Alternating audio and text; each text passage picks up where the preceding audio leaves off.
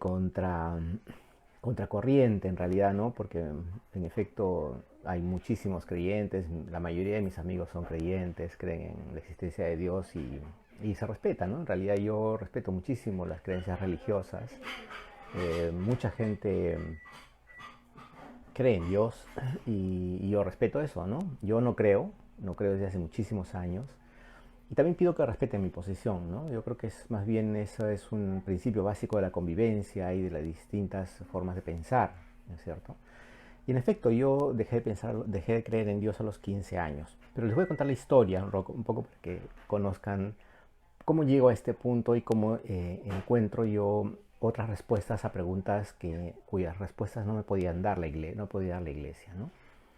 Yo fui un niño criado en Arequipa, por supuesto, en el barrio de Cerro Colorado, y fui a un colegio muy lindo del cual tengo los más gratos recuerdos. Fue el colegio, eh, hola Martín, el colegio Merignol, que era un colegio extraño en Arequipa porque era digamos, conducido por una congregación Merignol que había llegado de los Estados Unidos al Perú y tenían dos colegios, uno era el Colegio El Pilar y otro el Colegio Merignol. Eran los dos únicos colegios mixtos en ese tiempo, donde era una cosa impensable porque no había colegios mixtos en Arequipa. Solamente era el Pilar y el nuestro, el Colegio Merignol, que era un colegio, digamos, que los padres ayudaron a construir, ¿no? Recuerdo que con rifas y con actividades y tómbolas lograron los padres construir este colegio dirigido por los padres Merignol. Hola Idalina, ¿cómo estás? Y bueno, yo estudié allí y claro, por supuesto, si bien en mi casa no había ese fervor religioso, mi madre era creyente y mi padre creo que no tanto, nunca lo dijo, pero tampoco se preocupaba de ese tema. Ese no era un asunto que le preocupara mucho a mi padre, ¿no? Como ya saben, era un pintor, un artista, estaba más bien muy metido en su mundo. Pero a nosotros nos criaron como cristianos, en realidad, como católicos, ¿no? Porque en este colegio nos enseñaron los principios fundamentales de la iglesia, ¿no? Los dogmas, las creencias. Y claro, yo desde niño, cuando a un niño tú le dices que existe Dios, eh, por supuesto él no va a dudar de lo que dice su padre o lo que dice tu maestro, ¿no? Y te lo crees, ¿no? Entonces, si te dicen que existe Dios es porque existe y no hay forma de cuestionarlo porque no tienes ni la capacidad, ni el conocimiento, ni la formación como para decir por qué me dices que existe, ¿no? Alguien, un ser que supuestamente tiene todos los poderes, es todopoderoso, es todo bondad y pureza, pero que no puedes ver, que no puedes tocar, que no sabes dónde está. Y cuando haces esas preguntas tan básicas te dicen, no, es en el cielo, ¿no? Entonces, pero esta figura de que Dios está en el cielo es una cosa bastante abstracta, pues, ¿no? Y si además a eso le sumas las imágenes que se difundían mucho en los libros de religión y también en las iglesias, donde tú ves estos fabulosos cuadros de escenas religiosas, donde tú ves pues la creación, ¿no? Del universo, tú ves a un dios ahí, como lo pintó Miguel Ángel en la Capilla Sistina, creando el universo, creando a los seres humanos, y después ves el infierno descrito por Dante también, ¿no? En sus libros, y ves estas imágenes tan apocalípticas del juicio final, del día del juicio final, entonces empiezas a tener temor, ¿no? Y yo siempre empecé a percibir que la iglesia y la religión se imponía gracias al temor, ¿no? Al miedo. Y en efecto, yo era un niño, como casi la mayoría, como todos mis compañeros, que creíamos porque teníamos miedo al pecado, que era una cosa, este, ¿cómo explicar? Es una cosa que uno no podía cometer, porque si tú cometías un pecado, bueno, por supuesto nos explicaron que había pecado venial y pecado mortal, ¿no es cierto? Pero si tú cometías un pecado mortal, pues te ibas al infierno, ¿no? Y el infierno era una cosa donde tú podías arder eternamente y te ibas a quemar o no quemar, no lo sé, yo a ese momento no podía percibirlo, pero era una cosa que yo no podía imaginar y entonces ese temor a no cometer pecados me llevó a creer, ¿no? Entonces yo tenía que creer porque esa era la única manera de salvarme del infierno. Por supuesto estoy hablando de la década del 60 en que empecemos a tener la primera formación religiosa, ¿no?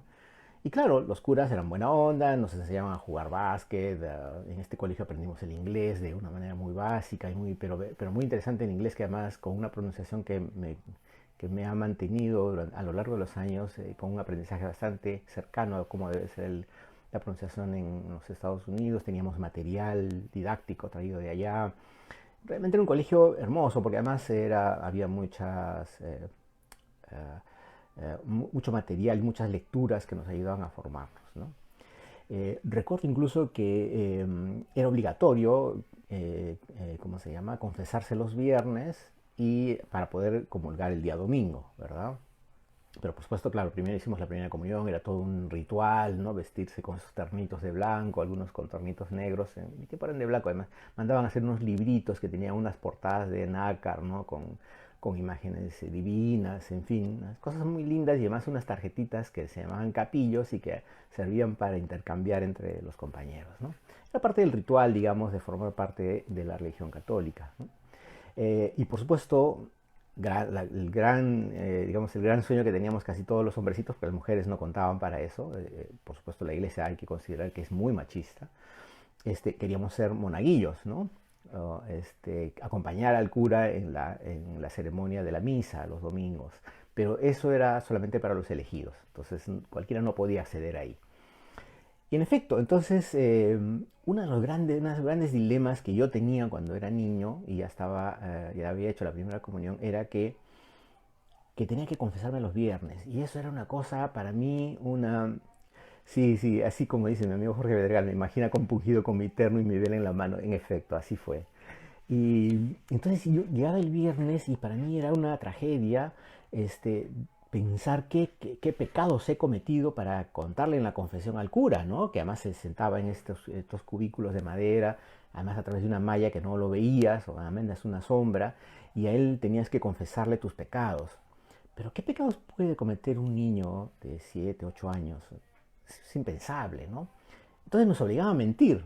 Cosa curiosa, ¿no? La mentira, que es considerada un pecado para la Iglesia Católica, era prácticamente una obligación que teníamos que hacer los chicos porque no podíamos identificar pecados y algo había que decirle al cura. No podías ir a la confesión y decirle no he pecado porque no te iba a creer, ¿no es cierto? Entonces tenías que inventar cosas como que le contesté mal a mi mamá, que me comí una cosa que no debía, que, en fin, cualquier tontería que uno se podía venir a la cabeza, ¿no? Entonces el cura te decía, bueno, tienes que cumplir una penitencia, ¿no? O sea, una cosa así como un castigo, ¿no? De que tienes que rezar tantos Padres Nuestros y tantos credos y tantos Ave Marías, ¿no? Para mí era una tragedia que me mandaran a rezar credos porque nunca me lo pude aprender. Era una cosa medio complicada, más fácil era el Padre Nuestro y Ave María.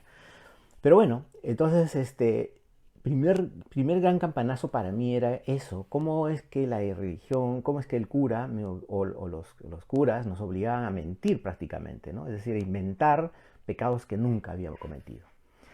Y segundo, que yo vivía atormentado por este tema de cómo iba a ser el juicio final, ¿no? O sea, primero, cómo era el purgatorio, que era una cosa, una antesala al infierno, que era una cosa como que un lugar donde van aquellos que han cometido pecados casi mortales, digamos, y que pueden pasar ahí para limpiar sus almas, y que uno podía imaginar que era un cuarto oscuro o lúgubre, ¿no? Y que podía estar, y que uno estaba siendo observado por demonios o algo así. Yo me imaginaba de chico que eso era el purgatorio. Pero el infierno era una cosa ya que además te las describían no solo las imágenes que podíamos ver en los libros, sino lo que te contaban los curas en la clase de religión, era que era pues el infierno eterno, donde uno tenía que quemarse por haber cometido estos graves pecados, ¿no? Mortales y en fin, ¿no? Pero además no solo eso, sino que además ya iba a venir Cristo, ahora venía la segunda llegada del Todopoderoso a la tierra, y que iba a venir a juzgar a los vivos y a los muertos. Lo recuerdo clarito. Entonces yo decía, ¿cómo iba a ser? Yo preguntaba cómo iba a ser, y entonces me explicaban que se cerraban las nubes, el cielo se iba a cerrar, y entonces ahí iba a bajar Dios, ¿no? Con su barba blanca, así sentado en una nube, y al lado iba a estar Jesucristo, y al otro lado el Espíritu Santo, que era una cosa de una paloma, ¿no? Una cosa así. Este, y tú me dice, Jorge, dice, recuerdo la cara del cura tratando de explicar que el pecado de la carne no era comerle en el almuerzo. Bueno, sí, algo así. Entonces yo me imaginaba que el juicio final era una cosa así terrible, ¿no? Que ya pues el mundo se acababa, ¿no? Y entonces iba a separar a los pecadores, a los malos de los buenos, y los buenos que iban a la diestra del Dios Padre se iban al cielo, y a la siniestra se iban al infierno, ¿no? Entonces esa imagen para mí de un niño, imagínense de esa edad, y más aún si eres un niño creativo, digamos, que andas hurgando en libros y en tu imaginación, era pues una cosa dantesca, ¿no? Una cosa que nadie podía imaginar y además inexplicable, ¿no? ¿Qué cosas van a pasar, ¿no? Bueno, han pasado más de 50 años de eso y todavía no llega Cristo de nuevo y no hay ningún juicio final, ¿no? Pero bueno, eso era lo que nos contaron. Entonces, básicamente, el hecho de que creamos en Dios estaba basado en el miedo, ¿no? En el temor a lo malo que nos podía pasar si desobedeciéramos los deseos divinos, ¿no? Porque Dios nunca se equivocaba, Dios era todopoderoso y era más todo bondad.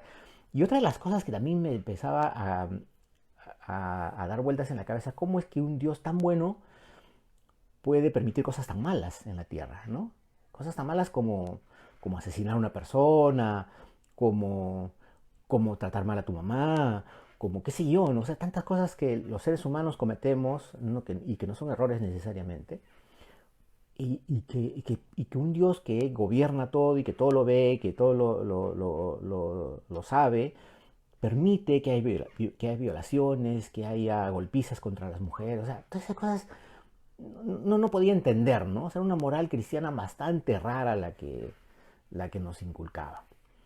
Pero bueno, todo esto además era, por supuesto, en un ambiente que ahorita los más jóvenes probablemente no sepan, pero en aquellos años había toda una parafernalia, todo un ritual en torno a las creencias religiosas, a las procesiones, ¿no? A este tema de la Semana Santa.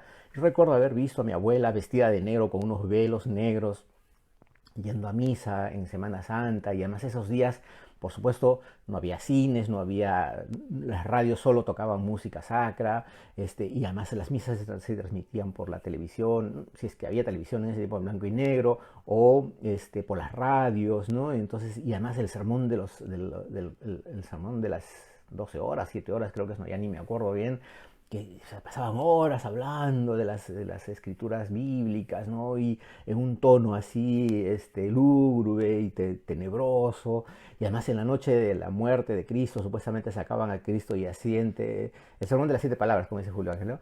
Y salíamos por Cerro Colorado con una urna de vidrio a que yo le tenía muchísimo temor, porque esta urna de vidrio donde había un Cristo de yeso, por supuesto, que yacía ahí como muerto, digamos, ¿no? Todo ensangrentado, estaba cubierto con una tela verde que estaba en la iglesia, y eso no solamente se podía ver cuando sacaban en Semana Santa la procesión del Santo Sepulcro, ¿no? Y entonces salíamos por las calles con nuestras velitas, me acuerdo que las velas le poníamos un papel para que no caiga la cera en las manos y no nos queme, y la gente iba vestida de negro y acompañar este féretro de vidrio donde estaba este Cristo de yeso, era pues una cosa tenebrosa, ¿no? A mí me daba muchísimo miedo, porque yo no quería ni ver, ¿no? Porque para mí eso, el tipo con sangre en la cara, en las rodillas, en las manos, en fin, era una cosa que uno no puede imaginar, pero en fin, yo tenía mucho miedo a esas cosas, e iba porque, claro, tenía que ir, o sea, era una obligación que ir, ¿no? Era un poco como obligarte a eso. Eso fue cambiando con el tiempo, por supuesto, ¿no? Ya fueron morigerándose algunas posiciones, la gente empezó a cuestionar ciertas otras cosas y ya estas creencias a rajatabla de lo que tendríamos que hacer en Semana Santa fue cambiando, ¿no? Poco a poco se fueron quitando algunas restricciones. Por supuesto, el hecho de no comer carne en la Semana Santa también era una cosa que no podíamos dejar de obedecer, ¿no? Era un mandato divino. Que dice Jorge, recuerdo una memorable cuera que nos dio mi abuelo por reírnos en Semana Santa. Bueno, a esas cosas nos podíamos someter si desobedecíamos. Pues que la Semana Santa era una cosa, es que ustedes no pueden imaginar lo que era realmente. Era una cosa terrible. ¿Qué dice Milagros? Dice, recuerdo a la urna de Cristo en Cerro Colorado, me aterraba. Claro, es la misma que yo vi. En una procesión esperando a un carro me pisó el pie. Imagínate las cosas que pasan. Hola Esther, ¿cómo estás? Entonces, bueno, imagínense lo que un niño puede sentir frente a esas imágenes, frente a esas creencias, ¿no? Pero teníamos que creer. Yo creía en Dios, en efecto, yo creía que existía, ¿no? Pues ya me habían dicho desde niño, en el colegio, bueno, y mi madre no tanto, y mi padre no le importaba, pero creíamos, ¿no? O sea, además era una obligación ir a misa los días domingos, y ya cuando empezamos a crecer, ya empezamos a decir, no, ya pues ir a misa era un poco aburrido, más porque, dicho sea de paso, y esto es una crítica constructiva, las misas son repetitivas, ¿no? Es un ritual que sigue una norma, hasta casi casi me puedo acordar algunos de los párrafos que dicen los curas en todas las misas, y las siguen diciendo hasta ahora. Y lo único que cambia, digamos, es el sermón, ¿no? La reflexión que hacen, algunas cosas. Después fueron introduciendo música, ¿no? Al principio no había música en las iglesias. Después ya había coros, ¿no? Ya empezaron a poner un poco más de alegría en las canciones, en fin. Fue cambiando algunas cosas, fueron modificando algunas posiciones. Pero bueno, entonces crecí con esta creencia y hasta que llegué más o menos a los 13, 14 años en que empecé ya a leer algunas cosas y empezar a cuestionarme ciertas otras, ¿no? En efecto, no me cuadraban algunas de las cosas que me habían contado porque no encontraba una explicación lógica a lo que nos habían dicho. Entonces empecé a cuestionar ciertas cosas y empecé también a leer otras, ¿no? Pero cuando uno llega a ese punto y algunas de las preguntas que puedes hacer a los curas y a los mayores no te dan una respuesta clara, entonces empiezas a decir, algo está pasando acá, hay algo raro que no cuadra, ¿no? Algo que no está bien, o me están engañando, o realmente esto no es verdad, ¿no? No es cierto. Por supuesto, las lecturas ampliaron mi visión del mundo, de las cosas, y empecé a entender otras. Yo les voy a hablar de un par de libros que marcaron mi vida. Pero antes quería reflexionar sobre este asunto, ¿no?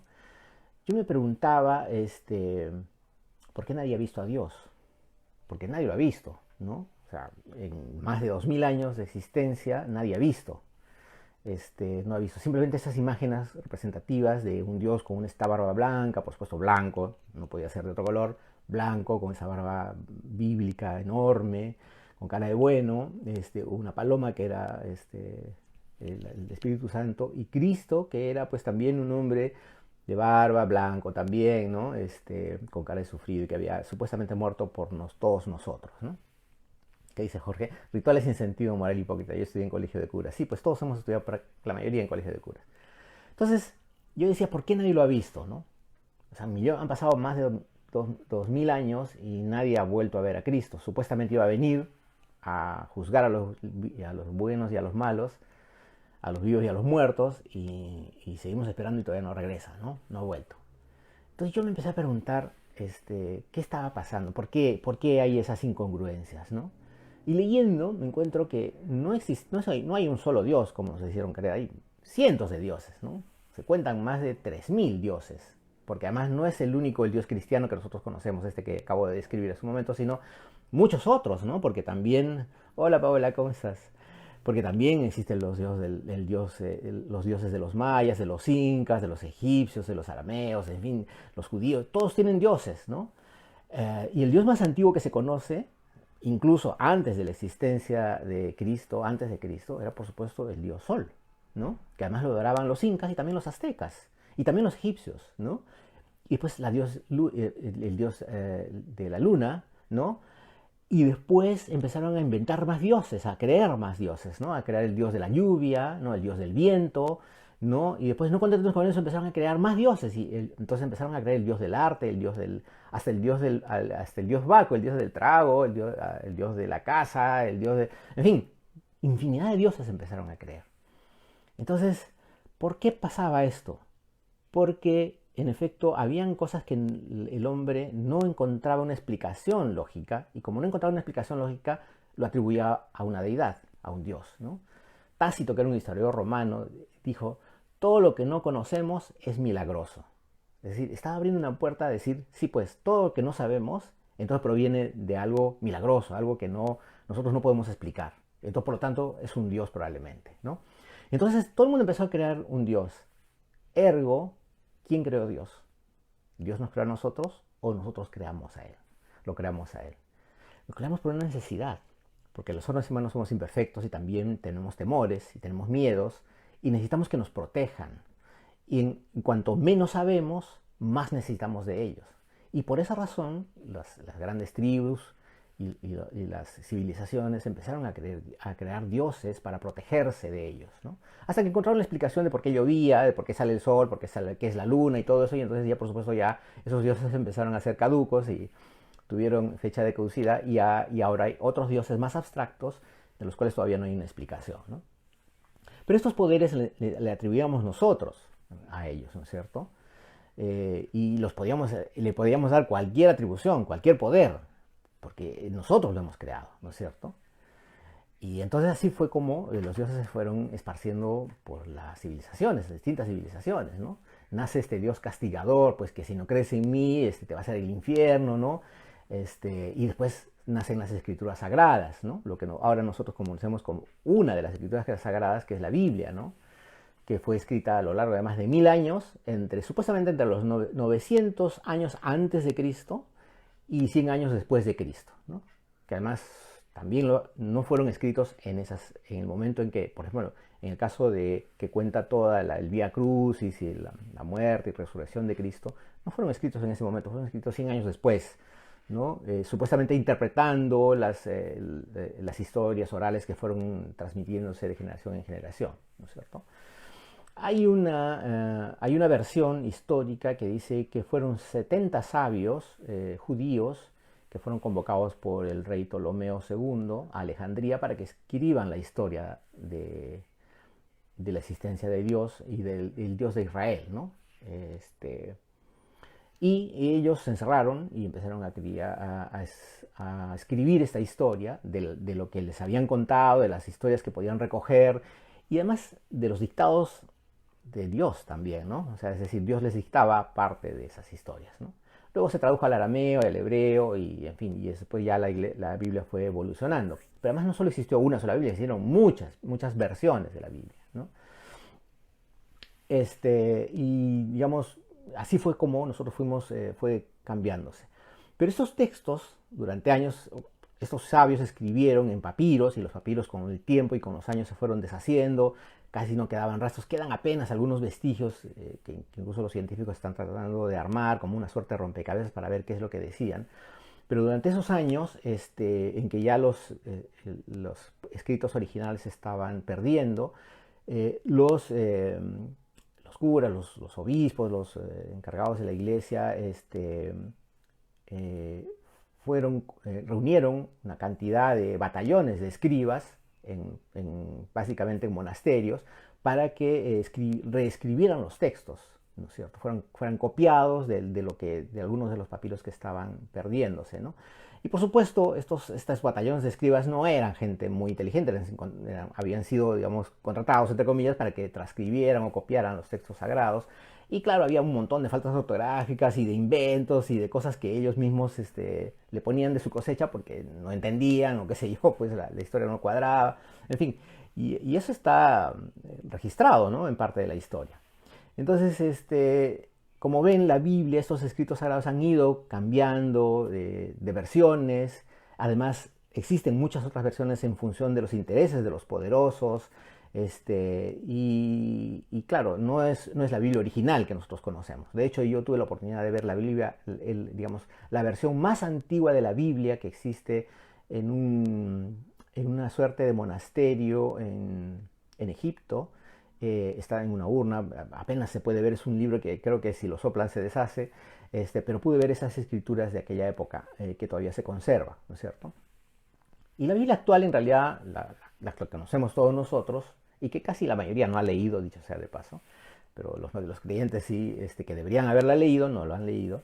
Es una antología de 77 libros, en realidad, escogidos por la Iglesia Católica como los auténticos, ¿no? Y eso se validó en el concilio de Trento en 1563. Los curas se reunieron y dijeron, ya, ok, esta es la Biblia oficial, ¿no? Y eso es lo que hay que creer. Y claro, por supuesto está lleno de inconsistencias y de cosas que uno no puede explicar, pero que la iglesia se ha encargado de que los creyentes crean, dicho sea de paso, valga la redundancia, crean en esas versiones fantásticas porque hay que creer, ¿no? Y así es como nace el dogma, pues, ¿no? Y el dogma, según las definiciones oficiales, es el punto esencial de una religión, una doctrina o un sistema de pensamiento que se tiene por cierto y que no puede ponerse en duda dentro de su sistema. O sea, el dogma protege todas estas historias, ¿no? Es decir, hay que creer y punto. No hay forma de que tú puedas contradecir la palabra divina, ¿no? Entonces, así es como la gente empezó a creer en esas cosas y la sigue creyendo, ¿no es cierto? Hola, prima Erika, ¿cómo estás? Esto es un poco cultura general y quizá la historia da para muchísimo más para hablar sobre el asunto, pero es que todas estas reflexiones que yo les he hecho y esta es parte de la historia que está escrita, dicho sea de paso, pero que no se conoce mucho, no se difunde mucho, nos dan algunas luces de que lo que realmente hubo detrás, ¿no? Entonces, no es verdad que Dios nos creó a nosotros, como nos hicieron creer.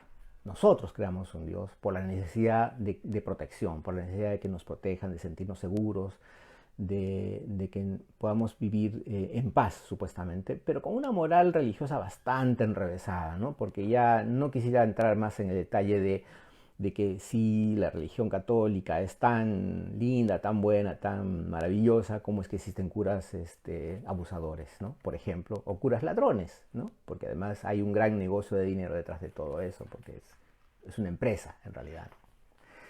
Y en efecto, todas estas reflexiones que yo les he hecho y que tienen que ver con respuestas a interrogantes que yo tenía desde niño, me llevaron a creer en un momento que realmente nos hicieron creer un cuento del cual yo no quería ser parte.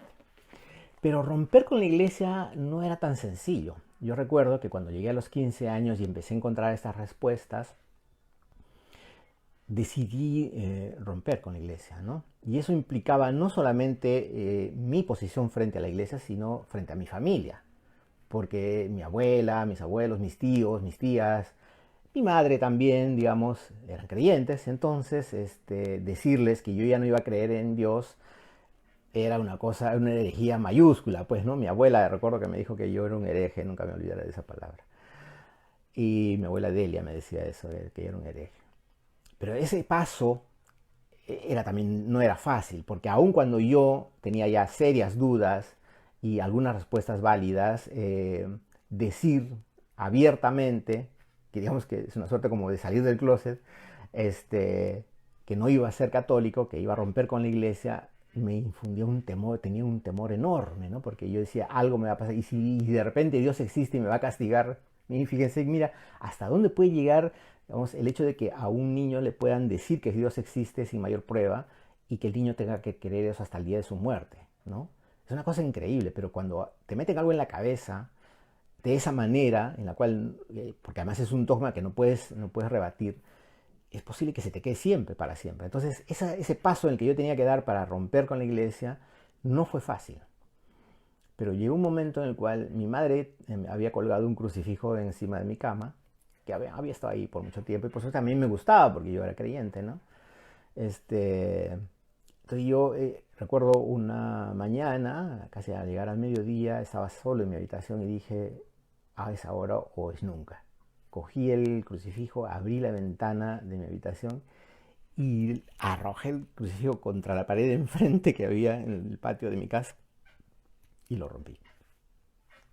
En ese momento sentí pánico. O sea, dije, acabo de hacer algo que nunca debía haber hecho, decía yo en ese momento, ¿no? Pero fue simbólico, porque en efecto rompí con la iglesia. Me pude haber sentido culpable probablemente, quizás seguro me abordó algún sentimiento de arrepentimiento, pero lo hice, ¿no? Lo hice. Y fue creo un paso simbólico, como dije hace un momento, ¿no? Interesante para mí, cuestionante, porque me llevó a un punto en el cual sí, pues si hay que romper de una vez con todo, ¿no? Creo que mi madre nunca se enteró que yo había roto el crucifijo, pero bueno, yo fui el único que me enteró.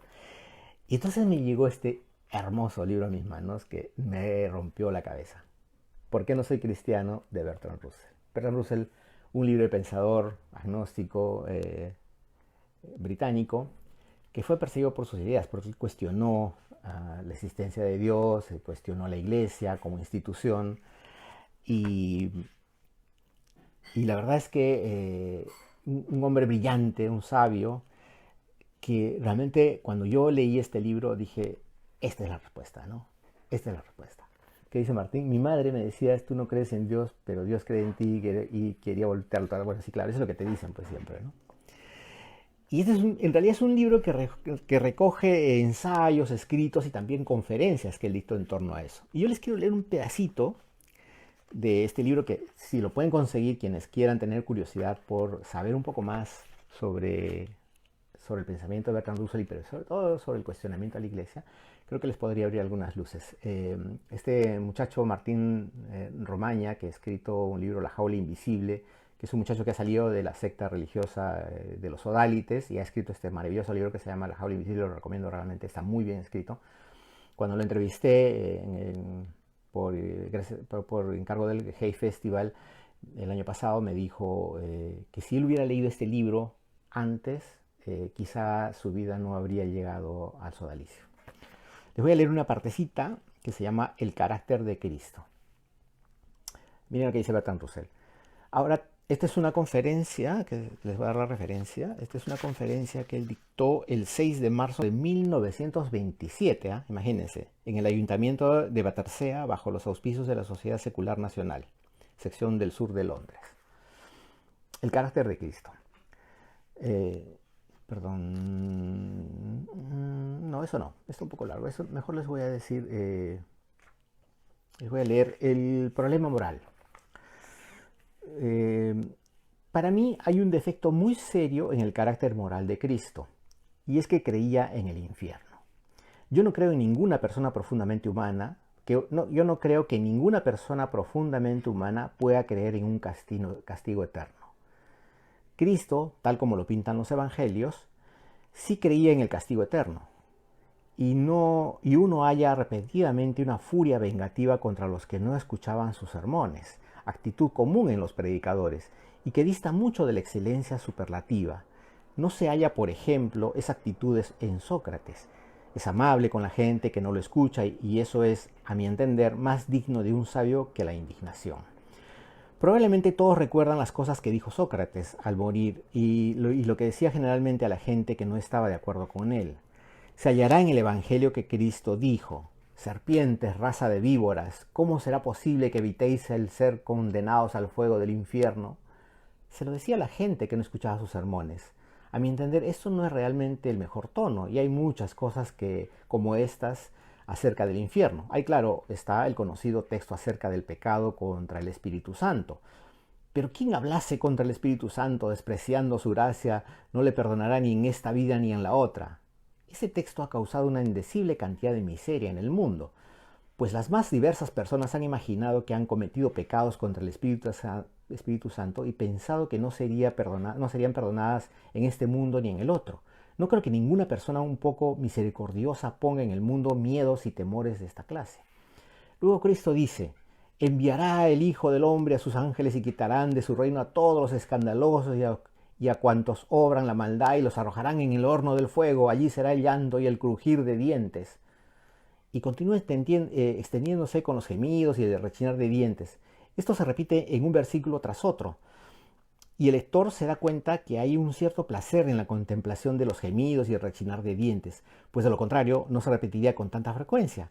Luego, todos ustedes recuerdan, claro está, lo de las ovejas y los cabritos, como es la segunda venida para separar a las ovejas y a los cabritos, dirá a estos: apartaos de mí, malditos, id al fuego eterno. Y continúa: y estos irán al fuego eterno. Luego dice de nuevo: y es tu mano derecha la que te sirve de escándalo, te incita a pecar, córtala y tírala lejos de ti, pues mejor te está que parezca uno de tus miembros que no el que vaya todo el cuerpo al infierno. El fuego no se extingue jamás. Eso lo repite una y otra vez. Debo declarar que toda esta doctrina, que el fuego del infierno es un castigo del pecado, es una doctrina de crueldad. Es una doctrina que llevó a la crueldad del mundo y dio al mundo de generaciones de cruel tortura. Y el Cristo de los Evangelios, si se acepta tal como lo representan sus cronistas, tiene que ser considerado en esta parte responsable de eso. Hay otras cosas de menor importancia. Está el ejemplo de los puercos de Gadar, donde ciertamente no fue muy compasivo con los puercos, el meter diablos en sus cuerpos y prestarlos a la colina abajo al mar. Hay que recordar que él era omnipotente y simplemente pudo hacer que los demonios se fueran, pero eligió meterlos en los cuerpos de los cerdos. Luego está la curiosa historia de la higuera, que siempre me ha intrigado. ¿Recuerdan lo que ocurrió con la higuera? Tuvo hambre y como viese a lo lejos una higuera con hojas, encaminóse allá por ver si encontraba en ella alguna cosa, y llegando nada encontró sino follaje, porque no era aún tiempo de higos. Y hablando de la higuera le dijo: nunca jamás, como ya coma nadie fruto de ti. Y Pedro le dijo: maestro, mira cómo la higuera que maldijiste se ha secado. esta es la historia muy curiosa, porque aquella no era época de higos y en realidad no se puede culpar al árbol. Yo no puedo pensar que ni en virtud ni en sabiduría Cristo esté tan alto como otros personajes históricos. En estas cosas pongo por encima de él a Buda y a Sócrates. Bueno, estas son las reflexiones que hace Bertrand Russell en este maravilloso libro que se llama ¿Por qué no soy cristiano? Pero que nos pone en duda y nos hace pensar sobre las cosas que nos enseñaron, si realmente eso tenía sentido. Muchísimo más tarde, por supuesto, conocí este hermoso libro, además muy divertido, que se llama El Manual del Perfecto Ateo, que además está escrito y dibujado por el gran Rius, este extraordinario dibujante mexicano que lastimosamente ya falleció, pero a quien yo tuve la suerte de conocer, estuvo aquí en mi casa, almorzamos juntos, ha escrito una cantidad innumerable de libros, en realidad los ha dibujado, porque sus libros son dibujados, fíjense, todos sus libros son dibujados, pero están basados en una bibliografía muy profunda y muy amplia, ¿no? Para sustentar todo lo que dice aquí. Y aquí cuenta y nos hace reflexionar realmente si todo lo que nos han hecho creer es verdad, ¿no? Si les da pereza leer un libro como el de Bertrand Russell, pues yo les recomiendo que compren este librito, El Manual del Perfecto Ateo, y entre risas y reflexiones se van a dar cuenta que muchas de las cosas que nos dijeron no son ciertas. En fin, eso es parte de mi historia. Yo respeto a quienes creen en Dios y nunca digo nada, no los cuestiono, cada quien tiene derecho a eso. Creo que las creencias religiosas son un asunto personal, es un asunto en el cual uno tiene una relación muy personal, muy íntima entre un Dios, un creador, o en el que cree que es un ser supremo, y uno mismo, ¿no? No debe ser una imposición como suele pasar en el caso de las religiones en general, no solamente la católica, donde desde niños nos enseñan a creer en un Dios al cual nosotros no podemos cuestionar. Simplemente nos dicen que existe y nosotros tenemos que creer. Es más, creemos en que existe, ¿no? Esto en algunos países desarrollados incluso ya está considerado como abuso de menores, porque tú no puedes imponer una creencia personal en la creencia de tus hijos, por más hijos que sean, ¿no? Yo creo que los seres humanos, los niños, los adultos, los jóvenes, tenemos derecho a pensar como queramos y a creer en lo que queramos, ¿no es cierto? Si queremos creer en Dios, pues creemos en Dios. Si no queremos creer en Dios, no creemos en Dios y ya. Pero eso es una decisión absolutamente personal que debe estar basada en el conocimiento, ¿no? En la lectura. Es decir, muchos de nosotros, y estoy casi seguro, probablemente que un 60 o 70% de creyentes nunca han leído la Biblia. Les han dicho todo lo que hay, lo que nos han enseñado en el colegio, en el curso de religión, probablemente, en las misas, ¿no? Pero no la hemos leído y no la hemos cuestionado, no hemos pensado de realmente si se trata realmente de libros sagrados, ¿no? Como ellos dicen. Y claro, basados en los dogmas, nadie puede cuestionarlos, ¿no es cierto? Pero creo que el avance de la ciencia y del conocimiento humano nos tiene que llevar a cuestionar todo, ¿no? Para poder aprender, para poder saber muchas más cosas.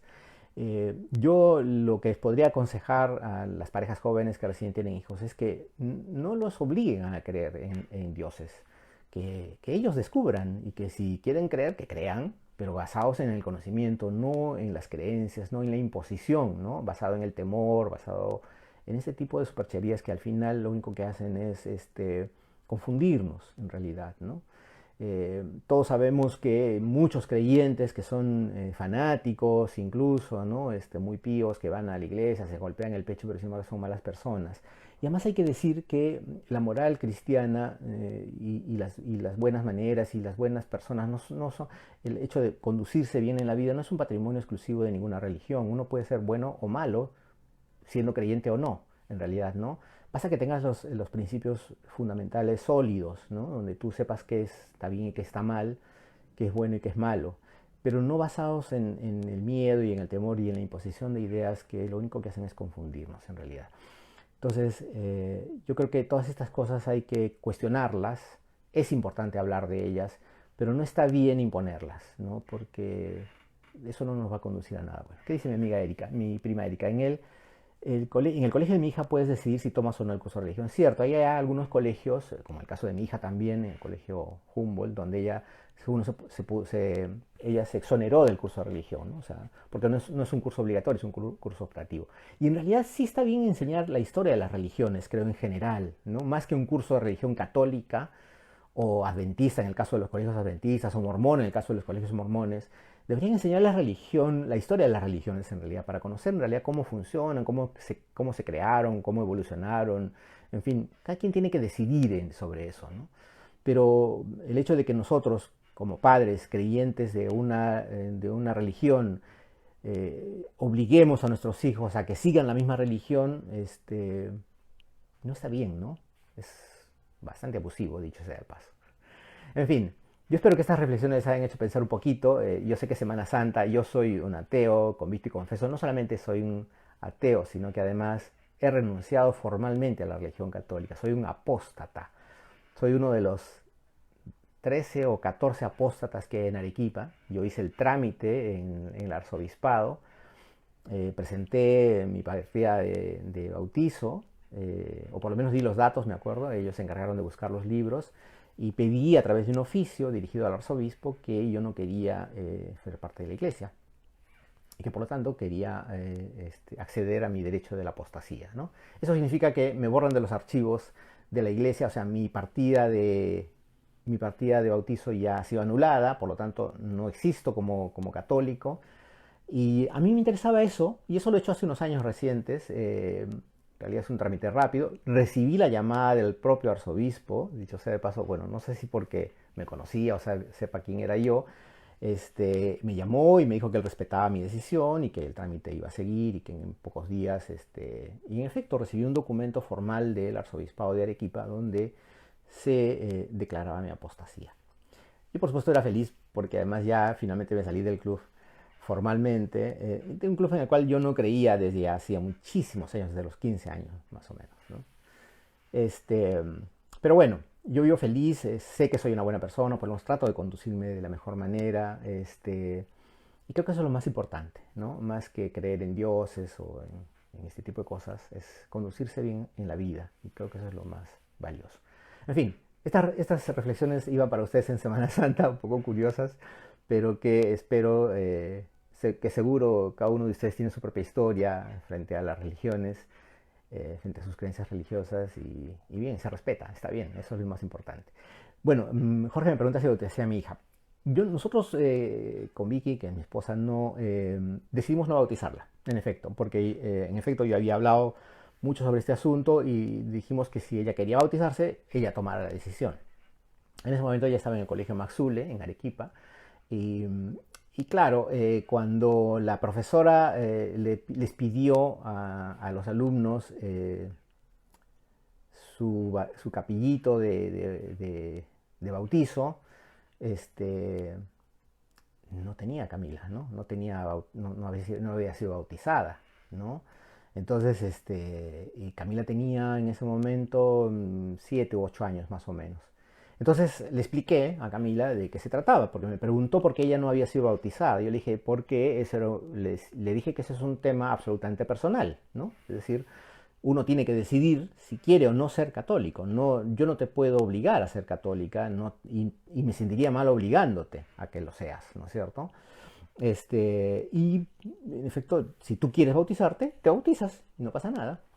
Y en efecto, sí, me dijo yo quiero bautizarme, porque en efecto la profesora les había dicho de que si se bautizaba podía ser la primera comunión. Y la primera comunión es un ritual, digamos, bonito a esa edad, ¿no? Porque supuestamente van todos vestidos de blanco, qué sé yo, y van a la iglesia y reciben pues la comunión, que era una cosa un poco extraña, bonita, ¿no?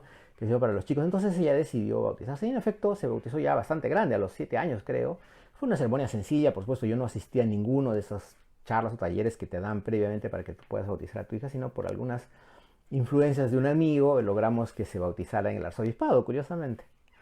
Fue Javier Len, un cura sodalite, que es uno de los poderosos del sodalicio ahora, quien la bautizó. Y bueno, se bautizó y hizo la primera comunión, en efecto, y pasó todo eso, y ella lo decidió, en efecto. Pero a pesar de que yo no creo, como les he dicho, y yo jamás he influido en la decisión de mi hija, ni de la de nadie, por supuesto, ella con las lecturas y el pensamiento crítico y todo eso, llegó un momento en el cual dijo, papá, yo no creo en Dios, o sea, está bien, le dije, si no crees, no pasa nada, ¿no? Entonces me dijo, no quiero llevar el curso de religión. Y en efecto, ya estábamos, y aquí en Lima, en el colegio Humboldt estaba ella ahí, decidió exonerarse del curso de religión. Y dice, entonces, no cree, en realidad, no es un tema que le preocupe, ¿no? A ver, ¿qué dice Esther? Esther dice, Leo dice, un saludo más, una duda. ¿Tuvo algún precio el trámite de postastilla? No, es gratuito, no te cuesta nada. Simplemente tienes que ir con la fecha de tu bautizo, el día que, la fecha y el lugar en que te bautizaste, en qué iglesia, qué sé yo, y ellos se encargan. Yo tengo un formato incluso, si quieres te lo paso, de cómo es el formato del oficio, digamos, del pedido que tú tienes que hacer, y ellos se encargan de buscar tu partida y luego de una semana o 2 semanas te emiten un documento oficial donde te declaran la apostasía, ¿no? Esther dice, por supuesto que hay millones de buenísimas personas no creyentes, claro, por supuesto, no es exclusivo de ninguna religión. Milagros Nina me dice, nosotros decidimos que mi hijo no haga la primera comunión, es complicado desligarse de la iglesia y nuestras tradiciones. Sí, es muy difícil, yo les he contado los temores que me asaltaron. Erika me dice, igual lo bautizamos, pero ya decidió no hacer la primera comunión, claro. Los chicos tienen que tomar sus propias decisiones, sobre todo en este tema que es tan personal, ¿no? El año 2019, que fue uno de los últimos viajes que hice fuera del país, estuve en Bélgica y ahí me di con muchas sorpresas interesantes, ¿no? En sociedades mucho más desarrolladas que la nuestra, en Bélgica ya las creencias religiosas prácticamente han desaparecido de las sociedades, de los grupos sociales. Las iglesias incluso ya están cerrando porque ya hay ausencia de creyentes. Algunas de las iglesias ya se han convertido en bibliotecas o en museos. Incluso hubo el caso en Holanda de una iglesia que la vendieron y pues, quisieron poner en un supermercado, pero algunos creyentes se opusieron y fue un escándalo, en fin, al final no se pudo hacer. Pero ya las grandes iglesias, estas catedrales tan hermosas, arquitectónicamente que hemos visto, que vemos en Europa, ya prácticamente están vacías y solo son museos, ¿no? En realidad, ya mucha gente ha dejado de creer.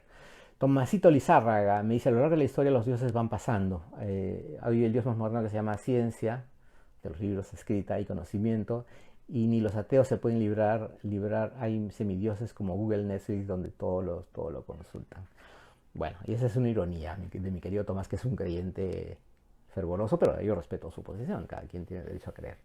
En fin. De eso se trata, ¿no? De intercambiar ideas, de cuestionarse, de preguntarse y de encontrar respuestas. Mi sobrino Renato me dice, en Inglaterra las iglesias pequeñas son bares y pubs en las noches, ¿cierto? Sí, es verdad. Eso es algo que ya se ve con mucha frecuencia en Europa.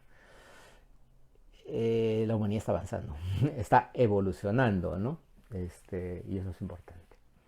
Muy bien, espero que les haya gustado la conversa de esta noche. No tengo no tuve un invitado o invitada. Espero tener una muy especial para la próxima semana. Estoy tratando de convencerla, ojalá pueda, para hablar sobre los microplásticos. Va a ser una charla muy bacán. Así que, bueno, si les gustó el programa, compártanlo. Nos vemos la próxima semana. Les mando un gran abrazo y un beso. Que la pasen muy bien. Nos vemos la próxima semana. Compartan el video. Chau, chau.